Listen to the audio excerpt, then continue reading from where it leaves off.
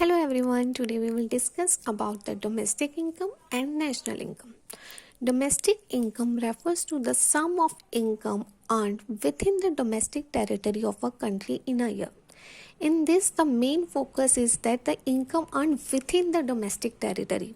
It doesn't matter whether that income is earned by normal resident or non-resident. Okay, let's take an example that America's company branch in India. So, if it is earning any profit, then that will come under the domestic income of India because the branch is within the domestic territory of a country.